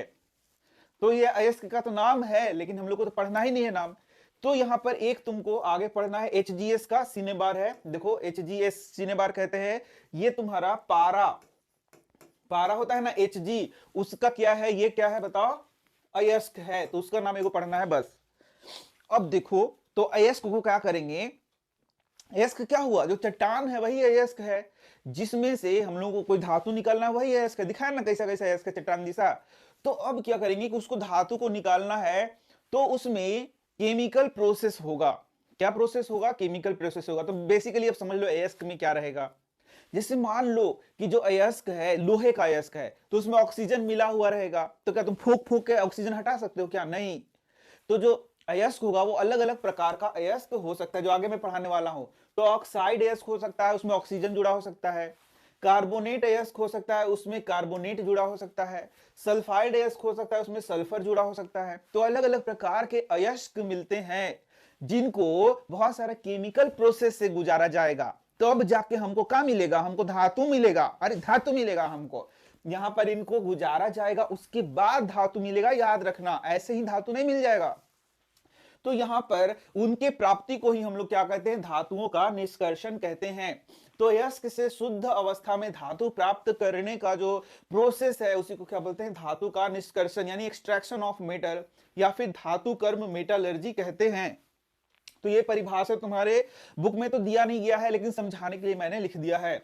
अब अयस्क से धातु का निष्कर्षण कितने चरणों में होता है तो देख सकते हो। सबसे पहले अयस्क का क्या करते हैं? सांद्रण करते हैं। फिर सांद्रित अयस्क का क्या करते हैं? ऑक्साइड में परिवर्तित करते हैं। फिर ऑक्साइड को धातु में परिवर्तित करते हैं और फिर धातुओं को क्या करते हैं? शुद्धिकरण। तो 4 प्रोसेस सिंपल मैंने बता दिया यहाँ पर। तो सबसे पहले क्या है? अयस्कों का सांद्रण। तो अयस्कों का सांद्रण क्या हुआ?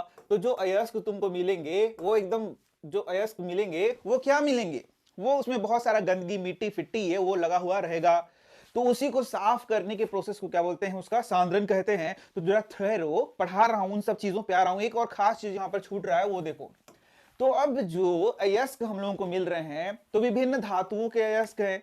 तो ये जो धातु हैं वो 3 प्रकार के हो सकते हैं। जैसे कुछ धातु क्या होते हैं, बहुत ज्यादा अभिक्रियाशील होते हैं। कुछ धातु हैं वो मीडियम होते हैं, ज्यादा अभिक्रियाशील नहीं होते हैं। और कुछ धातु हैं वो बहुत कम अभिक्रियाशील होते हैं और प्रकृति में जो है सो मुक्त अवस्था में पाए जाएंगे, यानी कि उसमें ज्यादा ताम झाम करने का जरूरी नहीं है। तो यहां पर तुम्हें जो यहां पर दिया हुआ है उसमें समझना है, उसमें से मेन तुमको ये वाला समझना है। तो यहां पर जो ऊपर दिख रहा है ना, इसको बोलते हैं ज्यादा अभिक्रियाशील धातुएं। और इसको जब हम लोग निष्कर्षण करते हैं तो विद्युत अपघटन के प्रक्रिया द्वारा इसको निष्कर्षण कर लिया जाता है। तो कैसे किया जाता है वो आगे मैं पढ़ाऊंगा, ठीक है। अब देखो यहां पर जिंक से लेके कॉपर तक ये क्या है, मीडियम वाले हैं। मध्यम क्या है, ये मध्यम अभिक्रियाशील धातुएं हैं। तीन को कैसे निकाला जाता है, इनको निकालने के लिए कार्बन से इनका अपचयन करा लिया जाता है। याद रखना, अपचयन करा रहे हैं यानी रिडक्शन करा रहे हैं। किसके द्वारा, कार्बन के द्वारा। तो क्या सिर्फ कार्बन के द्वारा अपचयन होता है, नहीं, कार्बन के द्वारा अपचयन हो ऐसा नहीं है, गर्म करके भी करा सकते हैं या कुछ और तत्वों से विस्थापन अभिक्रिया के द्वारा भी इनको प्राप्त किया जा सकता है। लेकिन यहां पर अपचयन तुमको समझना है। अब देखो यहां पर, तो सबसे पहले हम लोग क्या करेंगे, बीच वाला को पढ़ लेंगे। जो बीच वाला है ना इसी को समझ लेंगे, इसके बाद ऊपरी वाला को समझते रहेंगे। यहां देखना, यहीं से बहुत सारा क्वेश्चन तुम्हारा सॉल्व हो जाएगा। ये देखो, तो जो हमारा अयस्क है वो तो बुझा गया तुमको कि अयस्क क्या है, कोई टेंशन नहीं। अब इसके बाद आ गया अयस्क का सांद्रण। तो जो अयस्क मिलेगा ना उसमें बहुत सारा गंदगी रहेगा, फिजिकल गंदगी, जैसे मिट्टी हो गया, बालू हो गया, फिर या फिर कुछ मैग्नेटिक पदार्थ हो गया। तो उसी को हटाएंगे इधर उधर से, तो उसी को बोलते हैं अयस्क का सांद्रण। क्या बोलते हैं, अयस्क का सांद्रण। तो आगे पढ़ोगे क्लास 12 में, बहुत सारे अलग अलग विधियां हैं जिसके द्वारा अयस्कों का सांद्रण किया जाता है। बहुत भारी भारी है भाई, अभी तो बच्चा वाला पढ़ रहे, एकदम बच्चा वाला। आगे की क्लासेस में बच्चा वाला कुछ नहीं मिलता है, बहुत भारी भारी मिलता है। तो क्या हो गया, अयस्कों का सांद्रण हो गया। अब यहां पर जो अयस्क मिलेगा 3 प्रकार का, उच्च, मध्यम और निम्न अभिक्रियाशील, ये मैंने बता दिया। तो अब ध्यान से देखना है तुमको, जो अयस्क मिल रहा है वह 3 प्रकार का होगा। या तो कार्बोनेट अयस्क होगा, या तो सल्फाइड अयस्क होगा, या तो ऑक्साइड अयस्क होगा। ऑक्साइड में क्या, अरे ऑक्सीजन जुड़ल है तो ऑक्साइड हो गया, सल्फर जुड़ल है तो सल्फाइड हो गया, कार्बोनेट जुड़ल है तो कार्बोनेट हो गया। इसमें का भारी चीज है, अरे बहुत आसान है। इसमें का भारी चीज है, भारी है उसको वहां से हटाना, उसको हटाना भारी चीज है। तो उसको यहां दिया है जैसे हम लोग को पढ़ लेना, हम लोग को थोड़ा ना हटाने जाना है।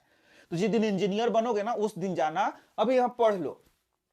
तो बात सिंपल सा पढ़ाया गया है कि यदि तुम्हारे पास कार्बोनेट अयस्क है या सल्फाइड अयस्क है, कौन कौन अयस्क है जरा बताओ, कार्बोनेट अयस्क है और सल्फाइड अयस्क है, तो उससे जो धातु को निकालते हैं उसमें थोड़ा सा बहुत प्रॉब्लम आता है, उतना आसानी से धातु को नहीं निकाल पाते हैं। लेकिन यदि तुम्हारे पास धातु का ऑक्साइड है तो बल्ले बल्ले वहां पर ऑक्सीजन को क्या करेंगे, हटा देंगे। कैसे हटाते हैं, तो उसका अपचयन करा देते हैं। क्या करा देते हैं, अपचयन। जैसे कि मान लो यहां है जिंक ऑक्साइड, तुम बताओ कि कैसा यह अयस्क है, ऑक्साइड। यदि इसमें कार्बन मिला देंगे तो ये हो जाएगा जिंक प्लस CO, यानी कि यहां से कार्बन के द्वारा इसका क्या करा दिया गया है, अपचयन करा दिया गया, अपचयन। और जैसे ही अपचयन करा दिया गया हमको क्या मिल गया, जिंक मिल गया। समझ में आया, हमको क्या मिल गया, जिंक मिल गया। तो इसी को तो कहते हैं अपचयन। इसमें क्या भारी था, कुछ नहीं भारी था। इसमें जो कार्बन है, कोक है, उसका उपयोग करेंगे और इसका अपचयन हो गया और हमको क्या मिल गया, धातु मिल गया। तो अब जरा बताओ, अब बताओ, तो यदि तुम्हारे पास ऑक्साइड धातु है तो एकदम खुश हो कि नाराज हो, बहुत खुशी है कि ऑक्साइड मिल गया धातु का। तो बढ़िया से क्या करना है, खाली उसको उपचयन करा देना है, उपचयन, अरे अपचयन करा देना है और तुमको धातु मिल जाएगा।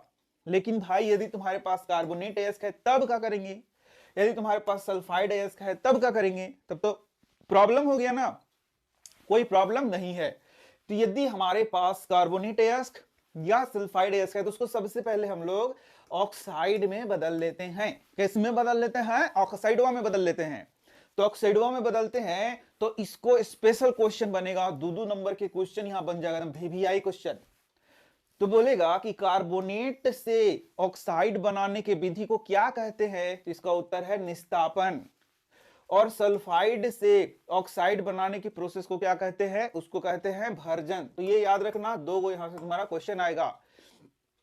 तो भर्जन किसे कहते हैं, यहां देखना भर्जन। और तो सल्फाइड एस्क को वायु की उपस्थिति में अधिक ताप पर गर्म करने पर या ऑक्साइड में बदल जाता है, इसे हम लोग क्या बोलते हैं, भर्जन। VVI क्वेश्चन हो गया तुम्हारा कि क्या कह रहा है, सल्फाइड एस्क है उसको खूब वायु की उपस्थिति में बहुत तेज गर्म करने पर क्या होता है, वह ऑक्साइड में बदल जाता है, धातु के ऑक्साइड में बदल जाता है। इसी प्रोसेस को सल्फाइड से ऑक्साइड, सल्फाइड से ऑक्साइड, सल्फाइड से ऑक्साइड, क्या हो गया, भर्जन। कोई दिक्कत। अब यहां पर देख सकते हो ये उदाहरण, तो जिंक सल्फाइड है, ऑक्सीजन की उपस्थिति में गर्म कर रहे हैं तो जिंक ऑक्साइड बन गया, सल्फाइड से क्या बन गया, ऑक्साइड। इसी तरीके से HGS है, सीने बार, जिसे हम लोगों ने बोला, दिखाया भी तुमको, तो उसको भी ताप किया तो क्या हो गया, HGO, यानी कि क्या हो गया, सल्फाइड से ऑक्साइड में बदल गया। कोई दिक्कत लग रहा है, नहीं। ए सर, यहाँ एक गैंग लिखा है, इसका मतलब क्या है, अरे भाई, जो हम लोगों ने क्या शुरू में देखा था कि सबसे पहले जो हम लोगों को मिल रहा है, क्या मिल रहा है जी, हम लोग को मिल रहा है अयस्क, उसमें बहुत सारा गंदगी था ना, उसको जो हटाते हैं तो उसको बोलते हैं अयस्क का सांद्रण। तो जो गंदगियां है ना, उसी को क्या बोलते हैं हम लोग, गैंग। तो पृथ्वी से जो खोन खोन के निकालते हैं खनिज अयस्क है, उसमें रेत है, मिट्टी है, बहुत सारे अशुद्धियां हैं, उन्हीं को हम लोग बोलते हैं गैंग। तो इसको मजाक मत समझना, ये VVI क्वेश्चन हो गया तुम्हारा, जरूर पूछता है गैंग। भर्जन समझ में आ गया। तो बताओ तो जरा क्या बच गया, निस्तापन। तो निस्तापन क्या हो गया, कार्बोनेट अयस्क से ऑक्साइड अयस्क बनाएंगे तो इसमें सीमित वायु है, ये बात याद रखना। इसमें वायु क्या हो गया, सीमित वायु रख करके बहुत तेज गर्म करेंगे तो उसको हम लोग क्या बोलते हैं, निस्तापन। ठीक है। अब यहां देखो, जैसे कि जिंक कार्बोनेट हो गया, तो कार्बोनेट अयस्क से ऑक्साइड, कार्बोनेट से ऑक्साइड, तो ये बन गया ऑक्साइड, तो इसी को हम लोग क्या बोलेंगे, निस्तापन। अब देखना, अपचयन जो मैंने बता दिया, जब ऑक्साइड बन गया तो उसका क्या करा देंगे, अपचयन करा देंगे। तो ये हो गया तुम्हारा जिंक ऑक्साइड है, इसका अपचयन करा दिया तो क्या बन गया तुम्हारा, जिंक हमें प्राप्त हो गया। कोई दिक्कत है क्या। तो इस तरीके से तुमने देखा, क्या क्या देखा, यहां देखो, भर्जन हो गया और निस्तापन हो गया। यहां पर जो टेम्परेचर है वह भी बहुत हाई है, यहां भी टेम्परेचर हाई है। यहां वायु क्या है, सीमित है, यहां वायु को बहुत ज्यादा अमाउंट में लिया गया, क्या बन गया, ऑक्साइड बन गया। ऑक्साइड से क्या किया, धातु का अपचयन किया और हमको क्या मिल गया, धातु मिल गया। अब उस धातु को हम लोग क्या करते हैं, शुद्धिकरण, जो कि आगे पढ़ाया जाएगा।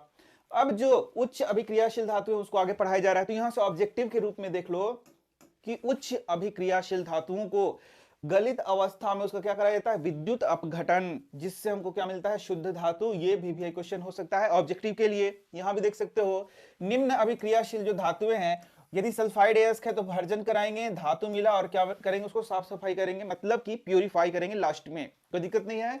चलो हम लोग आगे बढ़ते हैं। तो ये सब समझ में आ गया, गैंग समझ में आ गया, भर्जन निस्तापन समझ में आ गया। अब चलो, अब हम लोग देखते हैं दो नाम। पहला सिनेबार हो गया, ठीक है। तो सिनेबार HGS को कहते हैं, ये तुम्हारा बुक का ही सीधे क्वेश्चन हो गया कि HGS क्या है, सिनेबार, जो कि क्या है, मरकरी यानी कि पारा का क्या है, यह एक अयस्क है। तो यहां पर ये कैसा अयस्क है, जरा जल्दी से बताओ, यस, सल्फाइड अयस्क है।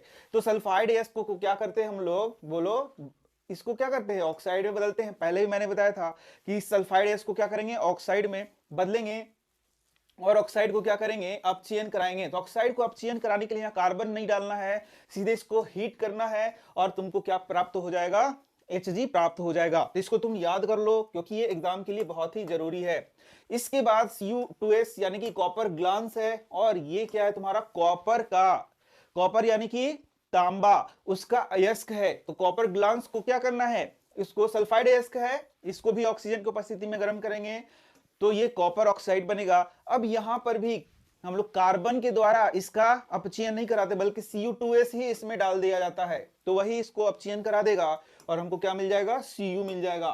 तो बच्चों, अभी हम लोगों ने क्या देखा कि जो ऑक्साइड अयस्क हम लोगों को मिला, उसमें से हम लोगों को जो धातु को अलग करना था, तो कार्बन के द्वारा हम लोगों ने क्या कराया था, अपचयन कराया था।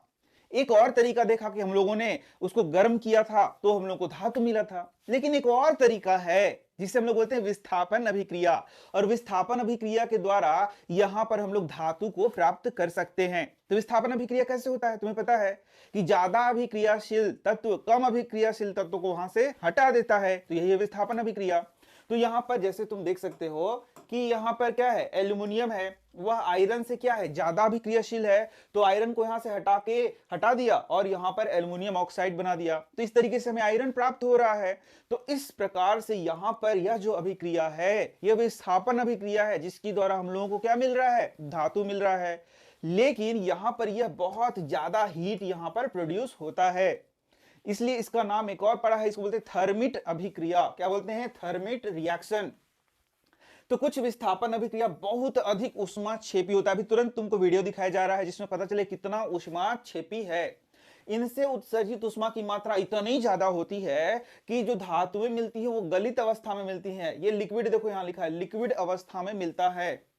जब आयरन 3 ऑक्साइड के साथ एल्युमिनियम की अभिक्रिया की जाती है तो अत्यधिक ऊष्मा उत्पन्न होती है, तो इसे ही हम लोग बोलते हैं थर्मिट रिएक्शन। और ये VVI क्वेश्चन है तुम्हारा।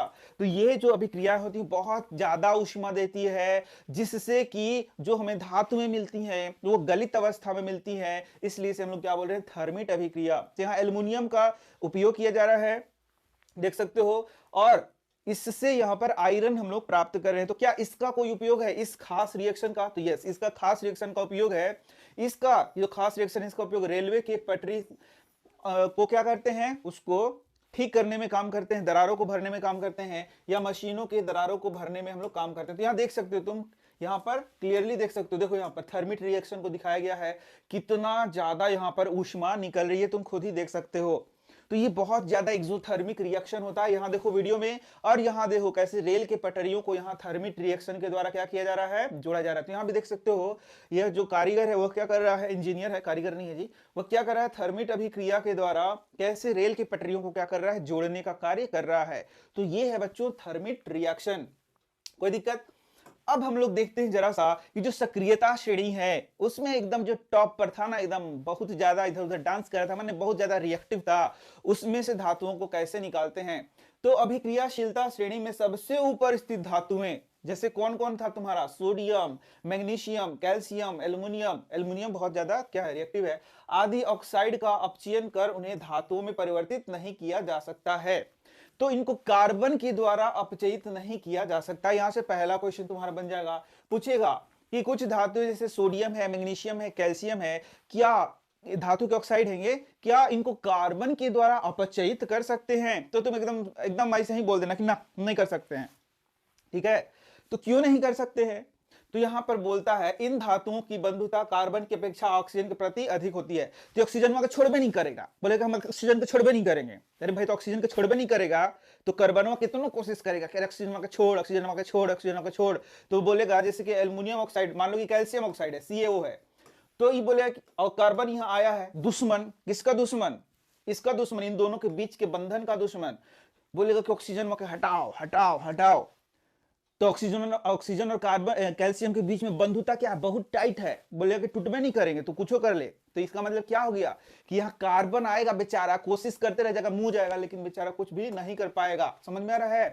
तो सिंपल सा आंसर क्या हो गया कि ये जो तत्व हैं, ये जो धातुएं हैं, उनका ऑक्सीजन से बड़ा एकदम गहरा रिश्ता नाता है, बहुत ज्यादा बंधुता है। तो कार्बनवा बेचारा कुछ नहीं कबाड़ पाता है, वो निकल लेता है। तो इसको फिर अलग कैसे किया जाए? तो अलग किया जाए, मैंने शुरू में ही बताया कि वैद्युत अपघटन के द्वारा इन्हें प्राप्त किया जाता है। तो यहां देख सकते हो इन धातुओं के, हाँ हो गया ना, उदाहरण के लिए सोडियम, मैग्नीशियम एवं कैल्शियम को उनके गलित क्लोराइडों के विद्युत अपघटन से प्राप्त किया जाता है। तो इनको गलित क्लोराइडों के विद्युत अपघटन से हम लोग क्या करते हैं, प्राप्त करते हैं। कोई दिक्कत लग रहा है क्या? नहीं ना, तो बस वही वैद्युत अपघटन के द्वारा इन्हें हम लोग क्या कर लेंगे, प्राप्त कर लेंगे। कोई दिक्कत नहीं है, बहुत अच्छा।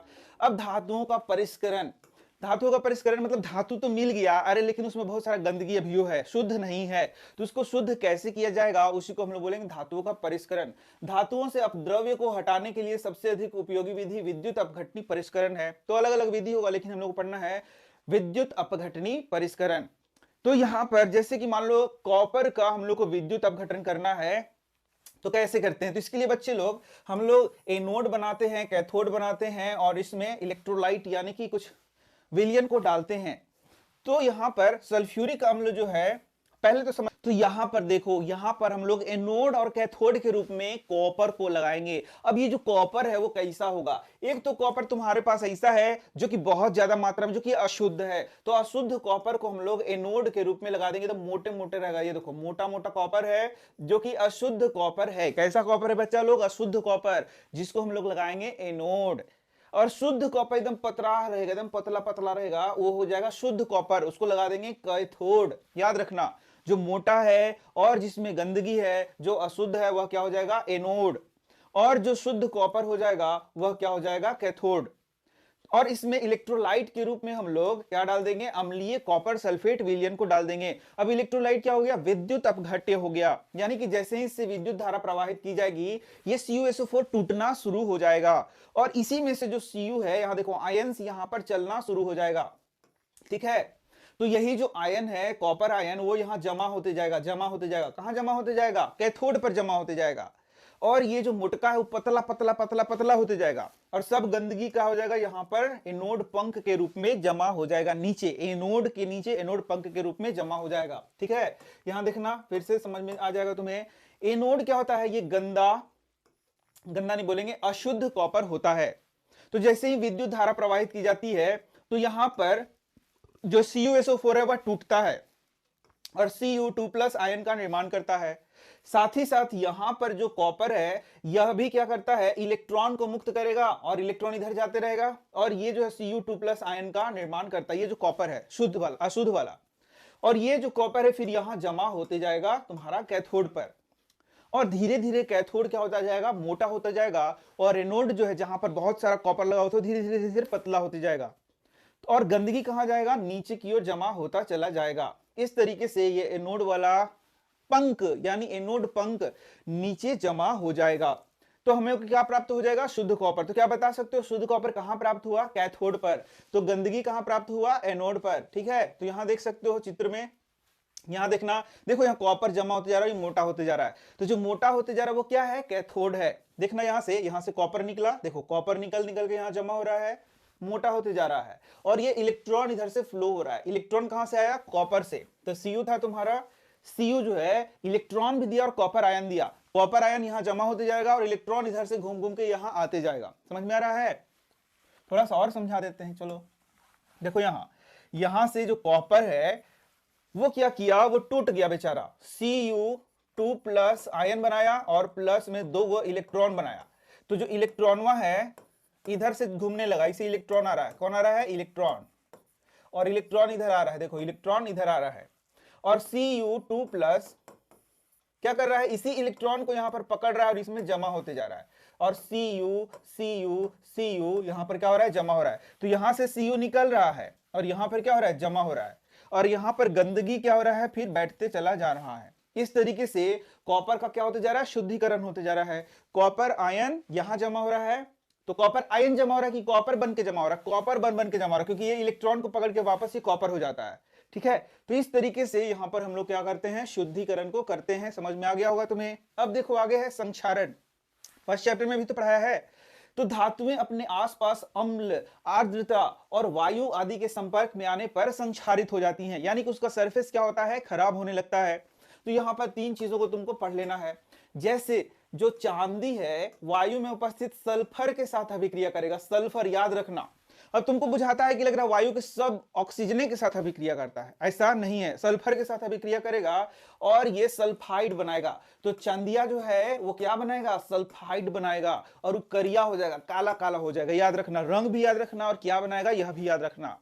तो कॉपर क्या बनाता है? यह आर्द्र कार्बन डाइऑक्साइड से रिएक्शन करके कार्बोनेट बना देता है। क्या बना देता है? कार्बोनेट। और हरियर हरियर जम जाता है, हरा हरा रंग का इसमें क्या हो जाता है? परत चढ़ जाता है। अब जो लोहा है वह आर्द्र वायु से संपर्क में आता है। आर्द्र वायु मतलब वायु और प्लस पानी दोनों के संपर्क में आएगा, और भूरे रंग का इस पर क्या होगा? ऑक्साइड का लेयर चढ़ जाएगा। तो तीनों बात याद रखना, एकदम VVI है। अब देखो, लोहे से जंग लगने से बचाव को कुछ बताएं तो क्या क्या है? तुम तो खुद जानते हो। पेंट लगा दो, तेल लगा दो, ग्रीज लगा दो, यशद लेपन कर दो, क्रोमियम लेपन कर दो, एनोडीकरण कर दो, मिश्र धातु बना दो, कुछ भी कर दो, लेकिन करो ना भाई। तो इसमें कुछ कुछ दिक्कत है क्या? यशद लेपन में तुमको दिक्कत है? यशद लेपन मतलब गैल्वेनाइजेशन। तो जैसे कि लोहे एवं इस्पात को जंग से सुरक्षा करने के लिए इसके ऊपर जिंक का लेयर चढ़ा दिया जाता है। किसका? जस्ते का लेयर चढ़ा दिया जाता है। इसी को कहते हैं हम लोग यशद लेपन। क्या बोलते हैं? यशद लेपन। देखो कितना आसान है, यहां देखना, यहां देख सकते हो तुम लोग, देखो यहां कैसे यशद लेपन किया जा रहा है। देखो यहां कैसे कैसे इसमें लोहा था ना, इस पर जिंक का लेयर चढ़ा दिया गया। देख लो क्या होगा इससे फायदा? अरे भाई इससे क्या फायदा होगा? अरे इससे फायदा होगा कि इसके ऊपर क्या होगा? जंग नहीं लगेगा। ठीक है, अब चलो, मिश्र धातु क्या होता है? तो जब धातुओं को, दो या दो से अधिक धातुओं को क्या करते हैं? अलग अलग अनुपातों में मिश्रण करते हैं, तो इसे क्या बोलते हैं? मिश्र धातु कहते हैं। तो मिश्र धातु का उपयोग अलग अलग रूपों में होता है। जैसे कि मान लो लोहा है, तो लोहा को कठोर करने के लिए उसमें क्या किया जाता है? कुछ मात्रा में कार्बन को मिला दिया जाता है, जिससे लोहा क्या हो? कठोर हो जाए और उसको हम लोग उपयोग में ला सकें। तो इस तरीके से मिश्र धातु दो या दो से अधिक धातु या धातु और अधातु के समांगी मिश्रण होते हैं। और लोहा में सूक्ष्म मात्रा में, तो ये तो मैंने बता दिया।